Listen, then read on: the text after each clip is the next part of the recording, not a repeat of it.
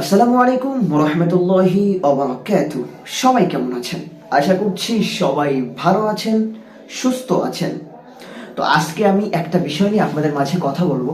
সেটা হচ্ছে, দেখেন, আমি কিন্তু আপনারা আবার অনেকে বলবেন যে জামাত ইসলামের গোলামি করতেছে, এমনটা না। বিষয়টা কিন্তু এমন না। হ্যাঁ, আমার মতটা আমি আপনাদেরকে জানাচ্ছি। সেটা হচ্ছে, আমি চাই একান্তভাবে এই দেশটা, বিএনপি ক্ষমতায় গেছে একবার, তারপর আওয়ামী লীগ গেছে, এবার আমাদের উচিত জামাতকে একবার ক্ষমতায় দেওয়া। দেখি তারা কি করে, নাকি একবার তো দেখতে কোনো দোষ নাই। তো জামাত ইসলাম, আমার একান্তভাবে আমার বিশ্বাস, আত্মবিশ্বাস, এনারা ক্ষমতা আসলে ইসলাম প্রতিষ্ঠিত হবে। আর ইসলাম প্রতিষ্ঠিত হলে দেশের প্রত্যেকটা মানুষ, প্রত্যেকটা আমার বোনেরা, আমার মায়েরা, প্রত্যেকটা শ্রমিকরা, প্রত্যেকটা আইনজীবীরা, যারাই আছে, প্রত্যেকে সুখে থাকতে পারবে, শান্তিতে বসবাস করতে পারবে, স্বাধীনতার সহিত তারা থাকতে পারবে। এটা আমার বিশ্বাস। কেন বিশ্বাস বললাম? চলুন আমরা ডক্টর শফিকুল ইসলামের বক্তব্য শুনলে আপনারা স্পষ্টভাবে বুঝতে পারবেন। তার এত সুন্দর মনোমুগ্ধকর ভাষণ, যা শুনলে আপনার মন জড়া যাবে। সাংবাদিকের প্রশ্নের উত্তর সে কেমন ভাবে উত্তর দিচ্ছে, আপনি শুধু একটু শুনলেই বুঝতে পারবেন। চলুন আমরা তার মুখ দিয়ে শুনে আসি তিনি সাংবাদিকের সাথে কি কথাবার্তা বলতেছে, কেমন ভাবে কথা বলে। চলুন আমরা শুনে আসি।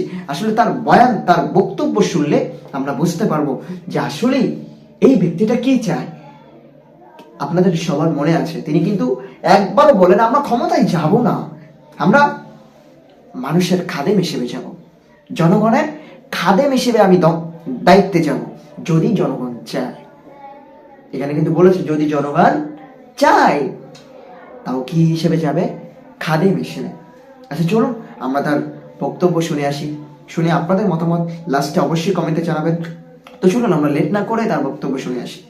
কিছুদিন আগে ছাত্র শিবিরের ঢাকা বিশ্ববিদ্যালয় শাখার সেক্রেটারি এস এম ফরহাদ বললেন যে ছাত্র শিবির কারো রক কেটেছে কিনা আপনারা গুগলে সার্চ দিয়ে দেখবেন, কিছুই পাবেন না। কিন্তু আমি তার কথা শুনে গুগলে সার্চ দিলাম এবং বেশ কিছু অভিযোগ পেলাম। আপনাকে দু একটা শোনাই। 1988 সালের 31শে মে রাজশাহী মেডিকেল কলেজ শাখার ছাত্রমৈত্রীর সভাপতি জামিল আক্তার রতনকে 4 হাত পায়ের রক কেটে হত্যা করা হয়। 1989 সালে রমজান মাসে ছাত্র ইউনিয়নের রাজশাহী বিশ্ববিদ্যালয় শাখার সভাপতি গাজী গোলাম মোস্তফাকে ইফতারের দাওয়াত দিয়ে নিয়ে গিয়ে হাতের রক কেটে দেওয়া হয়। এরকম আরও বেশ কিছু অভিযোগ গুগলে সার্চ করে আমি পেয়েছি। সত্য মিথ্যা আসলে আরেকটু ইনভেস্টিগেট করলে হয়তো আমি বের করতে পারতাম। মানে শিবির কেন রক কাটে এবং সেটা কি আসলে কেবলই মিথ? সত্যতা নিশ্চয়ই আছে। এমনি এমনি তো যা রটে তার তো কিছু বটেও নাকি? আচ্ছা, অনেক অনেক ধন্যবাদ আপনাকে। শিবির রক কেটেছে কিনা সেটা একটা প্রশ্ন। কাটলে কার কার কেটেছে, কতটা কেটেছে, কোন সময় কোন জায়গায় কেটেছে এবং কেন কেটেছে, 3 প্রশ্ন, একের মধ্যে 3। তা আমি এর জবাব অবশ্যই দেব। কিন্তু এও কি আপনি একটু লক্ষ্য করেছেন, একজন সচেতন নাগরিক হিসাবে আমি বাদ দিলাম আপনি সাংবাদিক, অবশ্যই আপনি সাংবাদিক, এটাকে একদিকে রাখলাম। একজন দায়িত্বশীল নাগরিক হিসাবে আপনার কাছে আমার জানার বিষয় যে শিবিরের ছেলেদের একটা ইটের উপরে মাথা রেখে আর একটা ইট দিয়ে এই রাজশাহী বিশ্ববিদ্যালয়ে একজন করে 4 জনকে খুন করা হয়েছে, এটা কি আপনি জানেন? সেটা যারা করেছে তাদেরকে প্রশ্ন করব। খবর নেবেন। জি, প্রশ্ন করব তাদেরকে। 2 নম্বর, হ্যাঁ ঠিক, আপনি আপনি আপনি খবর নেবেন। 2 নম্বর হলো যে আপনি অত দূরে যাব না, ভেরি রিসেন্ট পাশে চলে আসেন। এই যে বিশ্বজিৎ নামে একটা ছেলে, ও একজন দর্জি, একটা আন্দোলনের সময় দৌড়াইয়া আত্মরক্ষা করতে গিয়ে সে হয়তো মনে করেছে রাস্তায় থাকলে আমার কোনো বিপদ হবে। একটা ভবনে সে আশ্রয় নিয়েছিল, সেখানে তাকে শিবির বলে কুপিয়ে জায়গায় শেষ করে দেওয়া হলো। সে চিৎকার দিয়ে বলছিল আমি হিন্দু, এইটাও কিন্তু তারা কনসিডারেশনে নেয় নাই।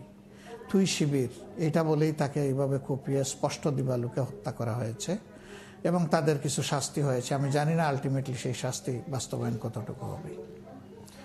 3 নম্বর, আবরার ফাহাদ, এই যে বুয়েটে, এই ছেলেটা নামাজ পড়ে মানুষকে নামাজের জন্য আহ্বান জানায়। এই দোষে তাকে সন্দেহ করা হয়েছে সে শিবিরও যদি হয় তাহলে কি এইভাবে কাউকে মারার কোনো বিধান আছে?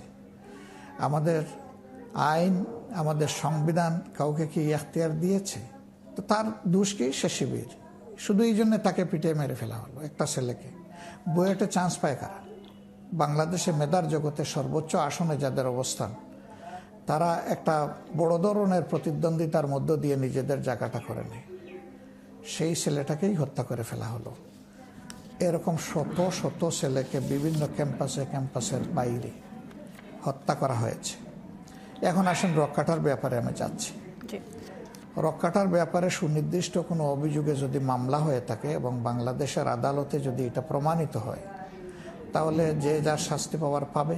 আমি তার পক্ষে দাঁড়াবো কেন? প্রশ্নই উঠে না। সে শিবির হোক আর যেই হোক, এই ধরনের অপকর্ম যেই করবে শাস্তি সে পাক, এটা আমি দাবি করি।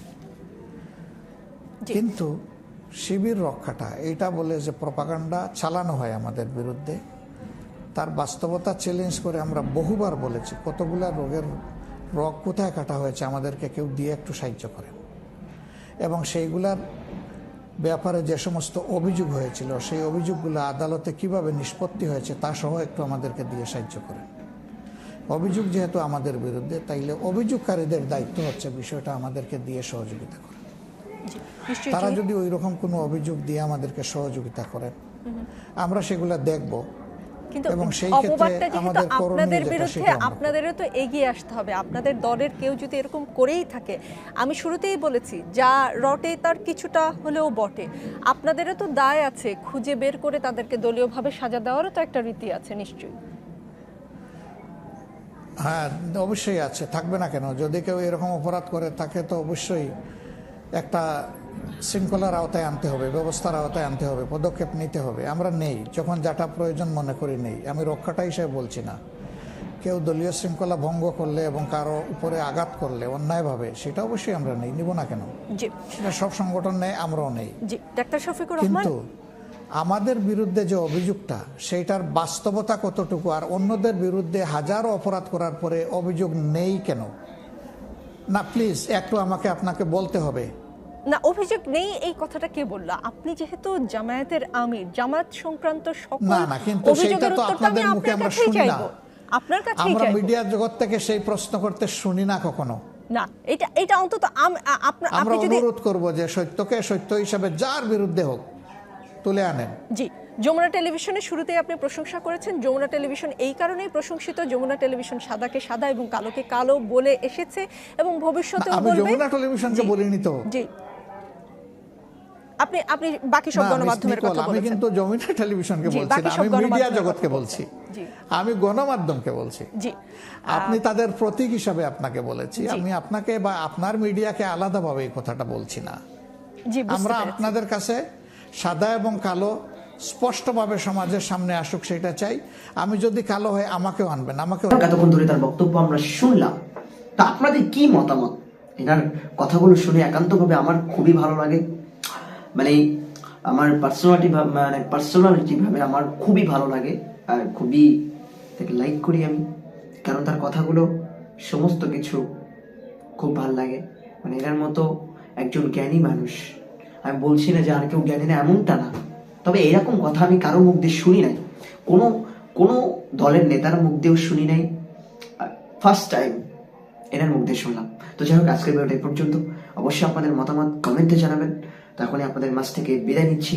আসসালামু আলাইকুম ওয়া রাহমাতুল্লাহি ওয়া বারাকাতুহু।